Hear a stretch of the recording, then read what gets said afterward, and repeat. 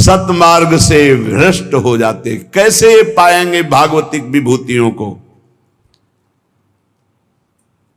जो दिव्य विभूतियां प्रकट होती हैं संतों में, साधकों में, योग को 8 अंग में वर्णन किया गया है, अष्टांग योग। उसमें सबसे पहला आता है यम, नियम। तो पहला यम, यम ही 5 प्रकार के होते हैं। अहिंसा, मन वाणी शरीर से किसी को दुख ना पहुंचाना। सत्य, वचन से सत्य, आचरण सत्य और मनन सत्य। जिसकी मन वाणी और आचरण एक होते हैं उसे योगी कहते हैं। जिसके मन में कुछ और, वचन में कुछ और, क्रियाएं कुछ और, वो भोगी होता है, संसारी। आस्ते, किसी के चोरी न करना। और ब्रह्मचर्य, अपरिग्रह, ये यम है पहला, योग का पहला यम है ये। यम 5 प्रकार, अहिंसा, सत्य, आस्ते, ब्रह्मचर्य, अपरिग्रह। और नियम, शौच, शरीर की पवित्रता, इंद्रियों की पवित्रता, मन की पवित्रता, विचार की पवित्रता, संतोष, जैसी परिस्थिति है, कभी घी घना, कभी मुट्ठी भर चना, कभी वो भी ना बना। तपस्या, काम, क्रोध, लोभ, मोह, मद, मत्सर, इनके ताप को, अंदर की जलन को चुपचाप मौन होकर सह जाना। स्वाध्याय शास्त्रों का, ईश्वर प्रणिधान, अपने इष्ट पर दृढ़ निश्चय, ये नियम है। अष्टांग योग की शुरुआत ही इसी से होती है। यम, नियम, फिर प्राणायाम, प्रत्याहार, ध्यान, धारणा, समाधि। जिसकी नींव में यम नियम है वही अष्टांग योग के महल को खड़ा कर पाता है, और वही यम नियम की परम सिद्धियों को प्राप्त होता है। आजकल जैसा लिखा है, यम नियम से कोई मतलब नहीं, योग का ढोंग किया जाता है। यम नियम ही अहिंसा, सत्य, आस्ते, ब्रह्मचर्य, अपरिग्रह, यम, शौच, संतोष, तपस्या, स्वाध्याय, ईश्वर प्रणिधान, यही पूर्णता को प्रदान कर देंगे। ये बिल्कुल नहीं होते। इसलिए मान सम्मान, रुपया की प्राप्ति के लिए योग का झूठा नाटक हो सकता है, लेकिन परमात्म समाधि में प्राप्त होने के लिए जो योग है वो यम नियम से प्रारंभ होता है। जिसके जीवन में यम ही नहीं है, नियम नहीं है, वो कैसे योगी हो सकता है? किसी भी मार्ग का पति को ये 2 तो होते ही हैं सब में, यम और नियम। चाहे वो किसी भी मार्ग का, किसी भी संप्रदाय का हो, अगर अहिंसा, सत्य, आस्ते, ब्रह्मचर्य, अपरिग्रह, शौच, संतोष, तपस्या, स्वाध्याय, ईश्वर प्रणिधान नहीं तो है क्या फिर जीवन में? सच्चे बनो, नकली मत बनो।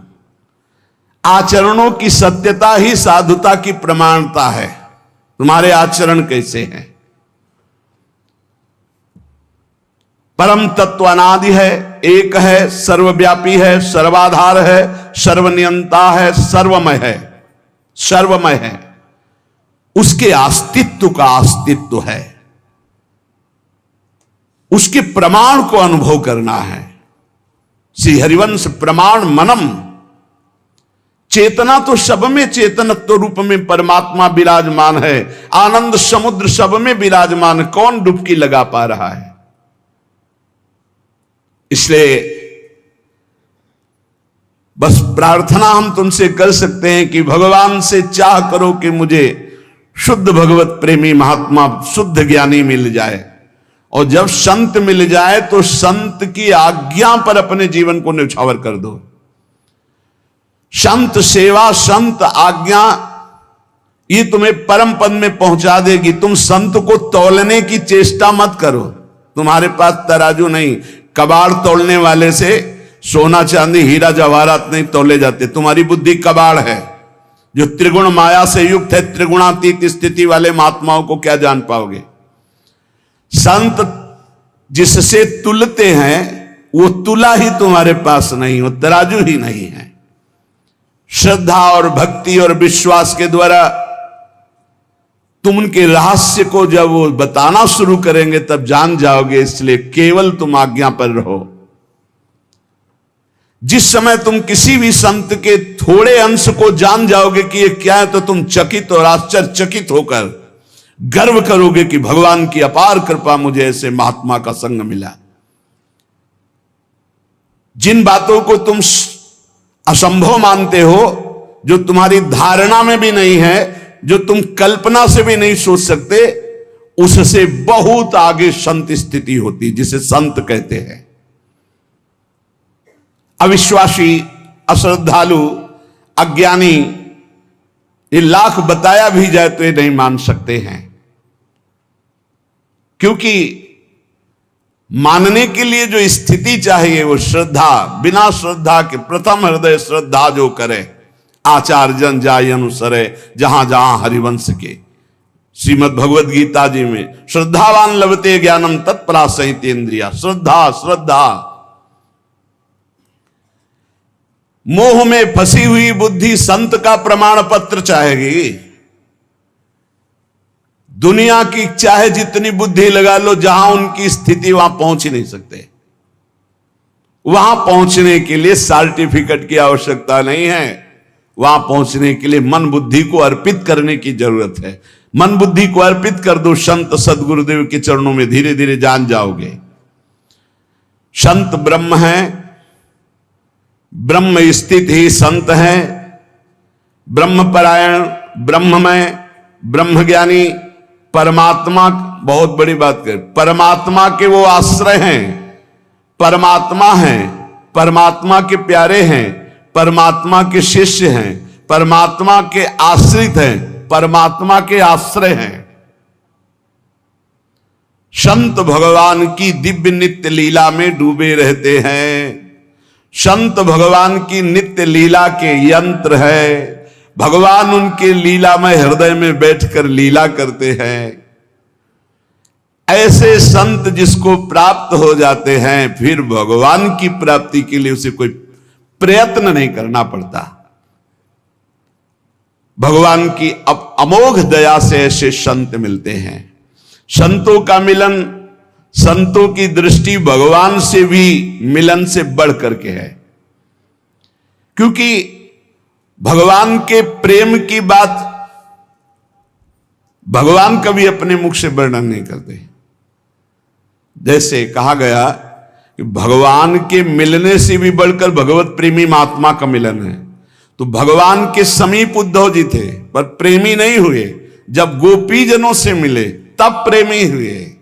भगवान के प्रेम महल की बातें तो केवल प्रेमी महली जन ही बता सकते हैं, वो भगवान भी नहीं बताएंगे। भगवान आंसुओं का रहस्य नहीं बताया उद्धव को। जाओ गोपी जनों के पास जाओ तो वहां जान जाओगे मेरे आंसुओं का रहस्य।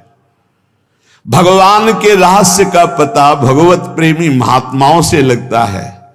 इसीलिए भगवान की अहेतुकी कृपा माने जब हमें संत समागम प्राप्त हो, वो जो भगवान की छुपी हुई रहस्यमयी प्रेम की बातें हैं वो प्रकाशित करते संत जन। तुम केवल अवगाहन करो तो रस बरसाएंगे, तुम केवल आनंद स्वाद के लिए पिपासु बनो, ऐसे नहीं, ऐसे अहंकार से भरकर नहीं, अवज्ञा नहीं, अवहेलना नहीं, ऐसे छल कपट नहीं, जो कहोगे वही करेंगे, करना कुछ नहीं, छल कपट नहीं, ऐसे जैसी आज्ञा वैसे। आप कहो अभी प्राण त्याग दें, बस इतनी जरूरत है। जीवित मर जाए उलट आप में समाये है दिलगिरी। अरे अखिल कोटि ब्रह्मांडों का मालिक मिल जाएगा तो कौन सा वैभव बकाया रह जाएगा भाई। श्री भगवान इंद्रियों को स्वतंत्र छोड़ने पे नहीं मिलते। याद रखो, संत संग से इंद्रियां संयम में होती हैं। संत संग से इंद्रियों की शांति बढ़ती है। सुख प्रत्यक्ष दर्शने लगता है, कल्पना का नहीं। इसलिए संत संग का पहला सोपान, चाहे गृहस्थ हो चाहे विरक्त हो, ध्यान देकर सुनो।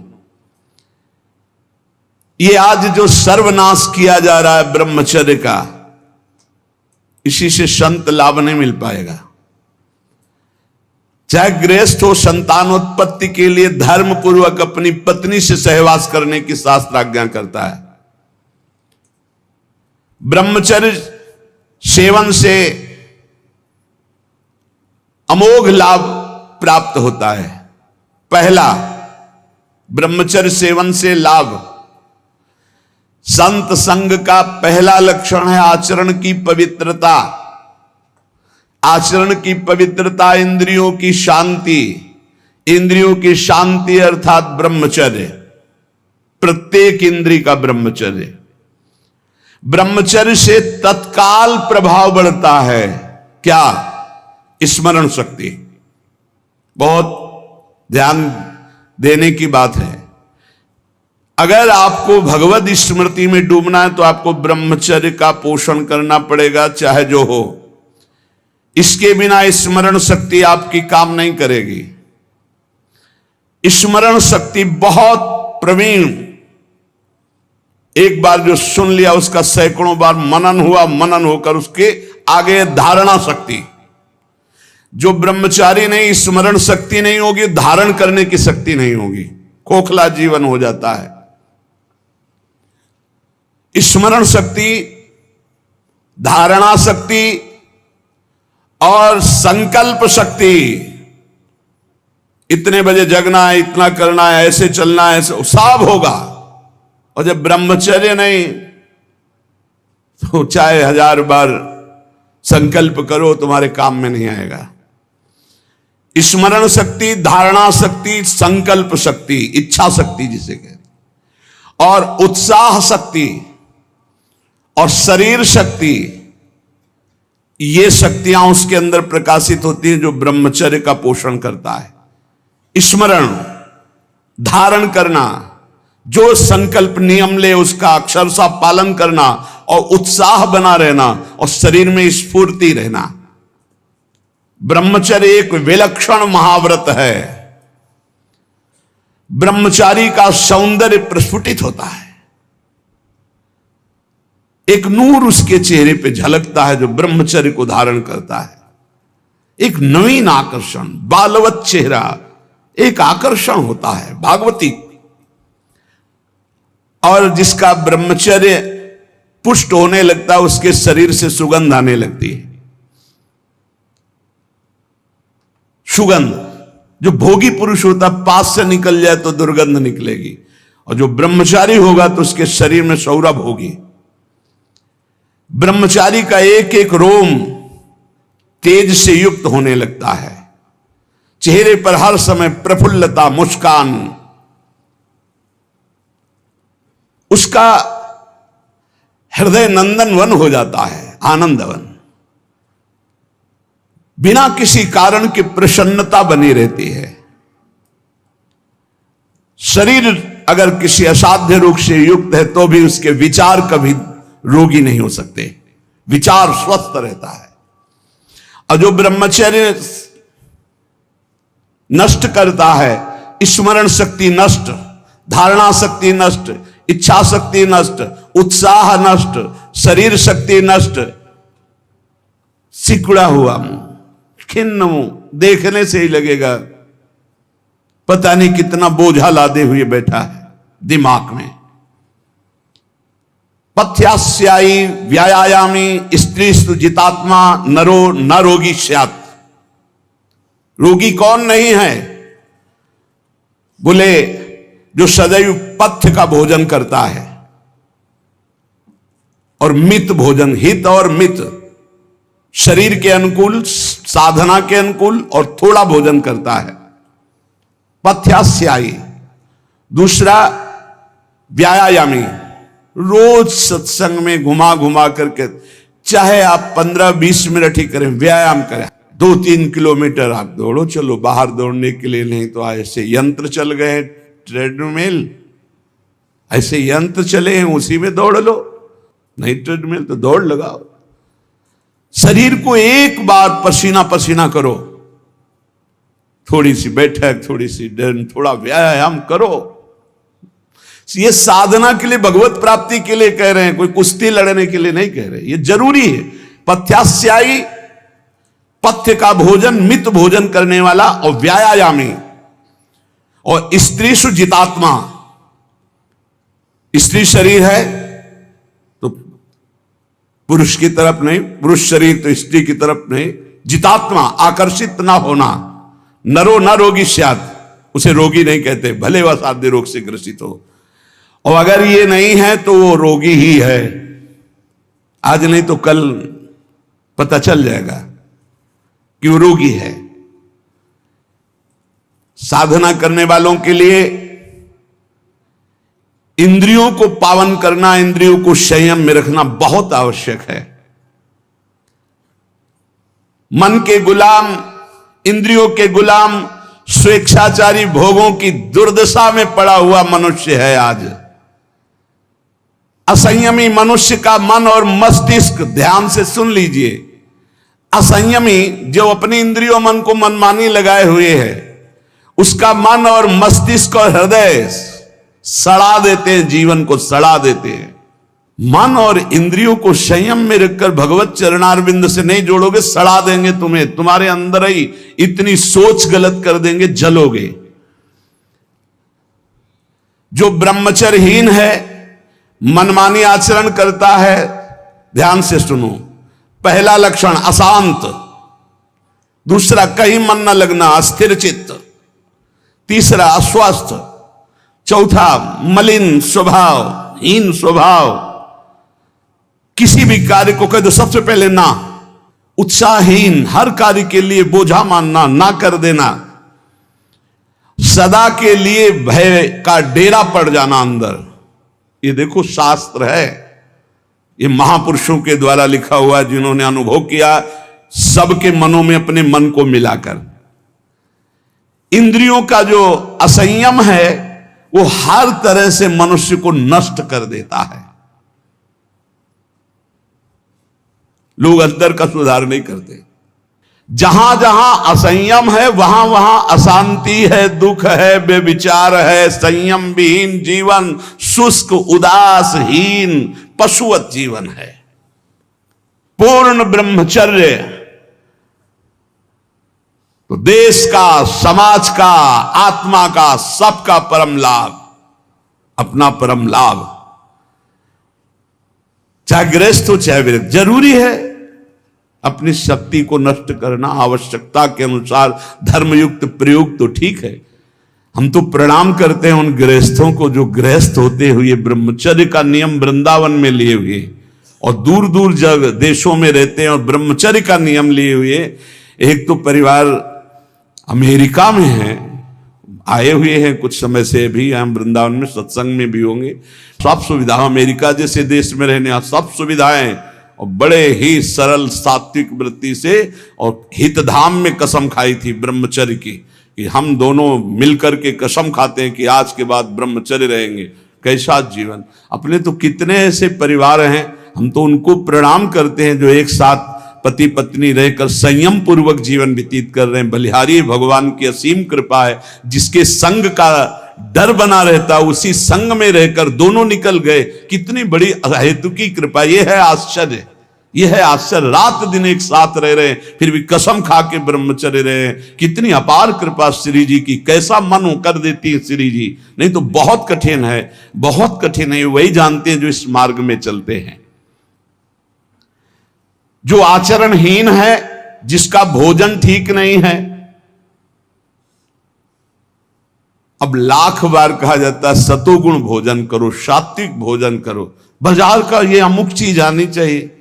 कितने ऐसे बाजार की पैकिंग की चीजें निकलते हैं जिसमें कीड़ा रेंगते हुए चलते हैं। आप फिर पता नहीं कौन सी बुद्धि लोगों में फैल रही है कि घर का दाल रोटी बना करके नहीं खाएंगे, बाजार का आना, ऑनलाइन आना चाहिए।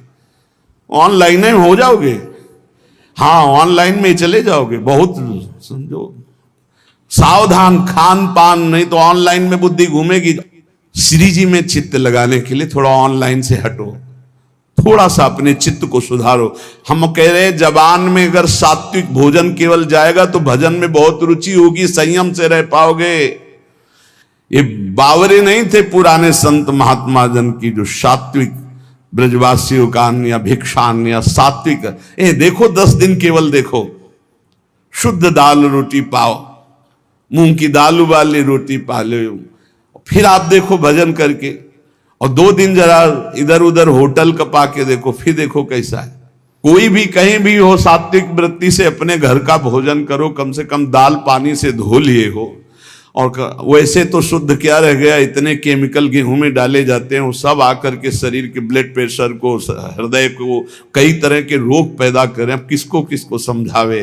गाय के गोबर आदि से जो फसल होती थी, बहुत 8 मन या 10 मन होते थे। हम किसान के घर में पैदा हुए तो हमें पता है। अब 40 मन 50 मन होती है। तो जब 8-10 मन पैदा होती थी तो सरकारी अस्पताल के बाद स्कूल हमारा था, तो सरकारी अस्पताल के डॉक्टर आते थे, बीच मैदान में कुर्सी डाल के बस हवा खाते रहते थे, कोई मरीजे नहीं होता था। गांव में बुखार आया, 2-4 दिन काढ़ा पिया, ठीक हो गए, अस्पताल जाने की जरूरत नहीं होती थी। और आज अस्पताल में आप चले जाओ तो भीड़ लगी हुई है। क्यों? सब खान पान बिगड़ा हुआ है।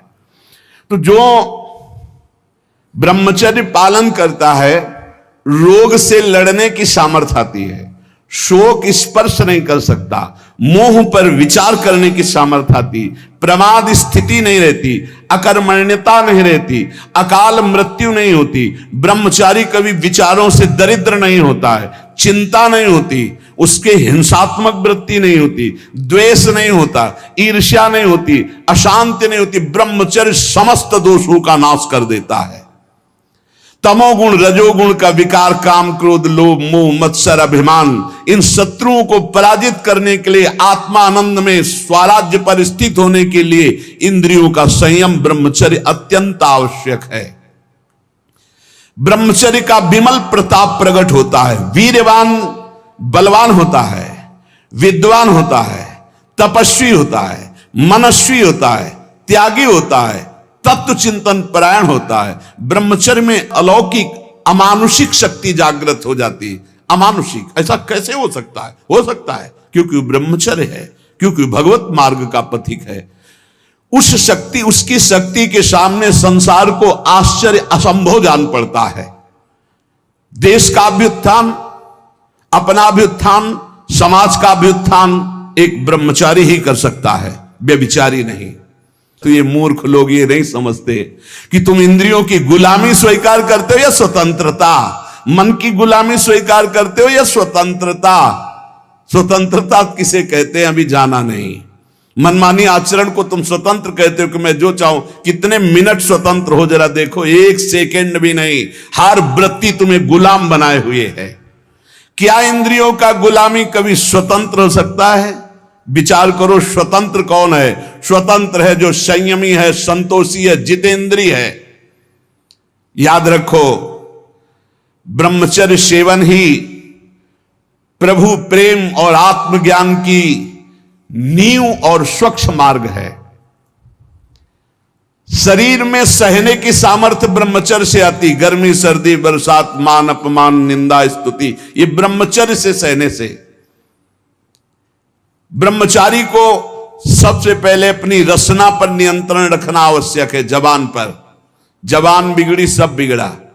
गंदे आचरण वाले, जिनको पवित्रता का ज्ञान नहीं, जिनको केवल अर्थ पिशाच हैं, नाना प्रकार की अपवित्रताएं करके तुम्हें भोजन परोसते हो, गरम गरम तुम्हारे सामने आया, तुम अमृत समझ के खा रहे हो, तुम्हारी बुद्धि नहीं खराब हो जाएगी?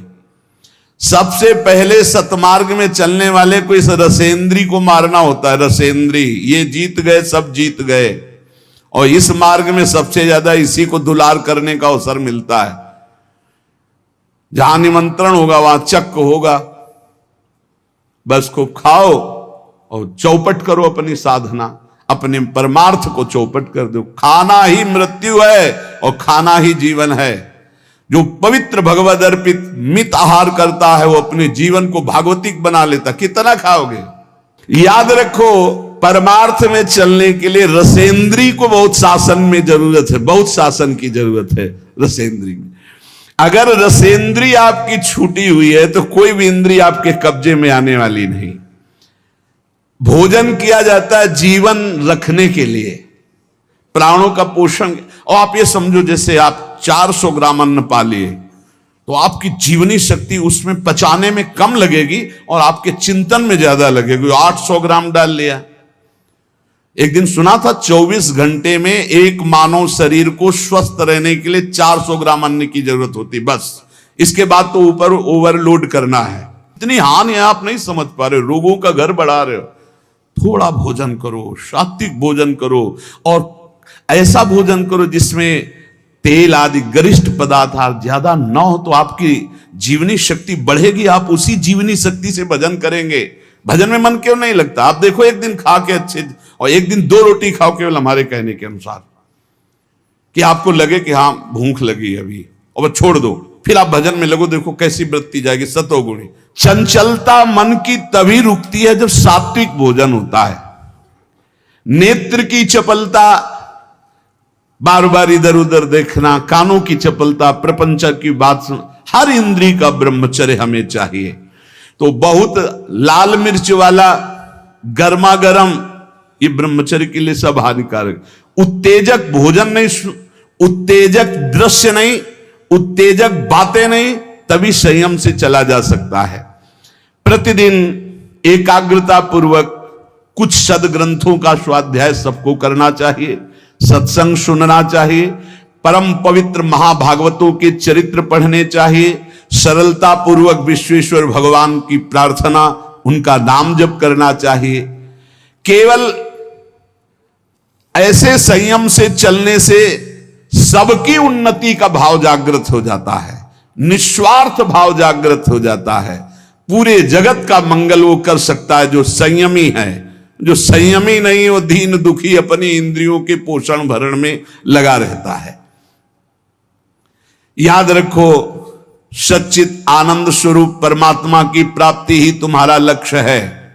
वो अमृतानंद शांत समुद्र तुम्हारे हृदय में है। तुम्हें लगना पड़ेगा इस मार्ग में, तुम्हें प्रयत्न करना पड़ेगा।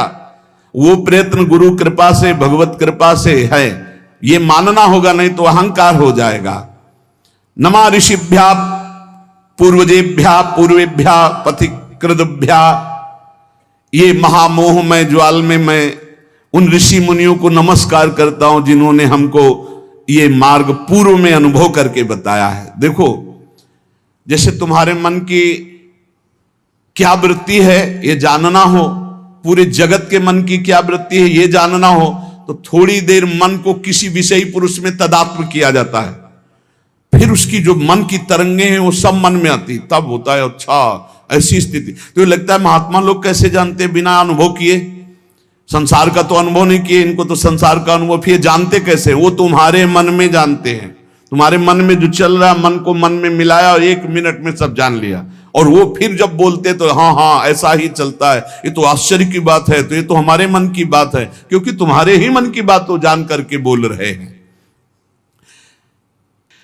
जो संतों पर श्रद्धा और विश्वास करता है उसी का कल्याण होता है। और आप कहते हैं संत समान भाव से सबका कल्याण करते हैं। मुझे इस बात पर दोष दिखाई दे रहा है। प्रश्नकर्ता तो यहां उत्तर दे रहे हैं कि श्रद्धा और प्रेम की कमी के कारण यद्यपि संतों की सब पर बराबर कृपा होती है, पर जिसके श्रद्धा और विश्वास की कमी होती है तो वो दोष ही देख पाता है, संतों पर गुण दर्शन नहीं कर पाता। जैसे सूर्य बिना किसी पक्षपात के सबको समान प्रकाश देते हैं, पर दर्पण में प्रतिबिंब पड़ता है और सूर्यकांत शीशा में भी सूर्य का प्रकाश पड़ता है, तो दोनों में अंतर है। दर्पण में केवल एक चमक भर आएगी और सूर्यकांता शीशा में आग पैदा हो जाएगी। उसके ऊपर आप कागज कुछ रखो, आग पैदा कर देगा। ऐसे ही कोई इसमें सूर्य का दोष नहीं कि उस दर्पण में कम प्रकाश दे रहे हैं, उसमें ज्यादा दे रहे हैं। इसी प्रकार संत बराबर कृपा करते हैं, पर श्रद्धा और विश्वास जिसमें संतों के प्रति है वहां ज्यादा कृपा प्रकाशित हो जाती है। और जो कम श्रद्धा वाले होते हैं उनको कम लाभ मिलता है, और जो बिल्कुल श्रद्धा नहीं है तो उनको लाभ ही नहीं मिल पाता है। संतों के पास उनको फिर जब श्रद्धा ही नहीं तो लाभ नहीं मिल पाता। जैसे दर्पण का उदाहरण दिया, शीशा का, एक शीशा केवल थोड़ा तेज पलटकर दूसरे के तेज पड़ेगा, और एक शीशा पलटकर आग पैदा कर देगा, सूर्यकांत शीशा। सूर्य सबको स्वाभाविक प्रकाश देता है, पर उल्लू बिल्कुल प्रकाश का लाभ नहीं ले पाता है। तीन बातें कही, जैसे दर्पण और सूर्यकांत शीशा और ऐसे समान भूमि, वो पलटकर समान भूमि थोड़ी प्रकाश दे सकती है। ऐसे ये उल्लू प्रकृति के जो दुष्ट स्वभाव के लोग होते हैं, ये संत रूपी सूर्य का लाभ नहीं ले पाते। श्रद्धा और विश्वास जितना प्रबल है कि गुरु साक्षात परब्रह्म, काम हो गया, हम तो हर समय परब्रह्म को देख रहे हैं, परब्रह्म का भाषण सुन रहे हैं, परब्रह्म के समीप है, परब्रह्म की कृपा दृष्टि, मेरे कल्याण में क्या फर्क, उसके कल्याण में कोई फर्क नहीं। ये वैसे साधु तो नहीं है जिससे कल्याण हो जाता है, बिल्कुल वैसे ही अनुभव होगा। ये यथा माम प्रपद्यन्ते तास तथैव भजाम्यहम्। उल्लू के लिए चाहे जितना सूर्य प्रकाश हो, उसको कुछ नहीं सुख मिलना, उसको अंधकार में सुख मिलता है। ऐसे ही चंद्रमा सर्वत्र बिखरी हुई चांदनी को सुख प्रदान करने के लिए, लेकिन चोर को बुरा लगता है चांदनी, इसमें चंद्रमा का दोष क्या है? ऐसे ही संत महापुरुष परोपकार के लिए